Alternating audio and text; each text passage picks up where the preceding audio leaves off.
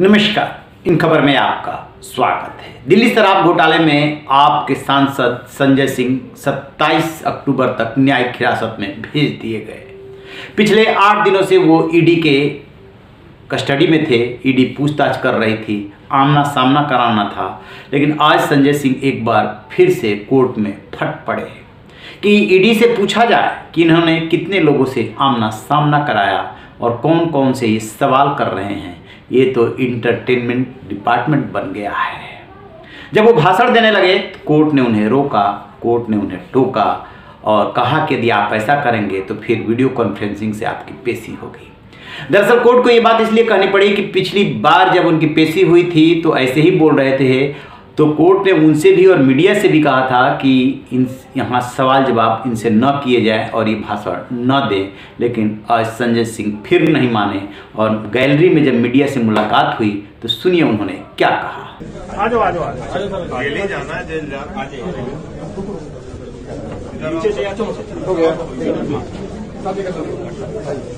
आम आदमी पार्टी और केजरीवाल से डरे हुए नरेंद्र मोदी जी, और इसी के लिए ये सब फर्जी झूठी कार्रवाई हो रही है। अडानी के घोटाले पर कार्रवाई नहीं होती, जो देश को लूट रहे हैं भ्रष्टाचारी, उस पर कार्रवाई नहीं होती। संजय सिंह का चेहरा थोड़ा डाउन है, आपने गौर किया होगा। वैसे भी 8 दिन कस्टडी में कोई रहेगा, बार बार पूछताछ होगी तो निश्चित रूप से उसका प्रभाव पड़ता है। लेकिन उन्होंने अपना राग नहीं छोड़ा, सीधे कहा कि पीएम मोदी जो है वो अडानी के पीएम है और अडानी के भ्रष्टाचार की, अडानी के घोटालों की उन्होंने ईडी से शिकायत की थी, उसकी कोई जांच नहीं हुई। फिर वो मीडिया से सवाल का बता रहे हैं कि अडानी के घोटालों की जांच कब होगी। यानी सीधे सीधे वो पीएम मोदी और अडानी पे अटैक करना चाहते हैं, बताना चाहते हैं कि उन्हें इसलिए गिरफ्तार किया गया है क्योंकि वो ऐसी बातें बोलते रहे हैं, ऐसे मुद्दों को उठाते रहे हैं।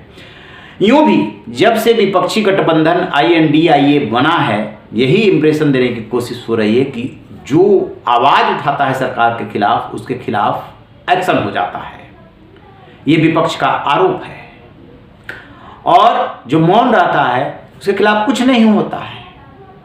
लेकिन जो असल मुद्दा है वो है कि दिल्ली शराब घोटाला हुआ या नहीं, उसमें पैसा पहुंचा या नहीं पहुंचा। क्योंकि पिछली सुनवाइयों में यह मुद्दा उठा था कि पैसे का ट्रांजैक्शन या लेन देन कहीं साबित नहीं होता है और सिर्फ नीति चेंज करना अपराध नहीं हो सकता। लेकिन अब बात यह आ रही है कि पैसे की डिलीवरी भी हुई है। तो अब तो ये ईडी के सामने चुनौती है कि पैसा दिया गया वो साबित करें।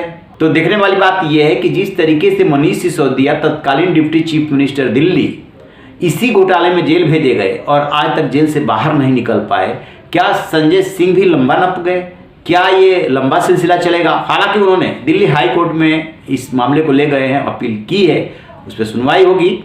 लेकिन फिलहाल जो प्रोसेस है उस प्रोसेस में उन्हें 27 अक्टूबर तक के लिए न्यायिक हिरासत में भेज दिया गया है। उसके बाद देखते हैं कि ईडी और कौन से तर्क लेकर के आती है, क्योंकि जांच एजेंसियां क्या होता है कि अपने सारे जो उसके पत्ते होते हैं एक साथ नहीं खोलती है, धीरे धीरे वो तथ्यों को निकालती है, सबूतों को निकालती है, फिर कोर्ट को बताती है कि नहीं, इनको बिल्कुल जमानत नहीं मिलनी चाहिए। और जबकि जो आरोपी होता है, बचाव पक्ष होता है, वो ये कहता है कि देखिए उन्हें तो फंसाया गया है, उनके खिलाफ कोई सबूत नहीं है, लिहाजा उनको जमानत दी जाए। तो इस पूरे घटनाक्रम पे हमारी नज़र रहेगी। जैसे ही अपडेट मिलेगा आपसे साझा करेंगे। रहिए बेखबर, देखते रहिए इन खबर। Thank you.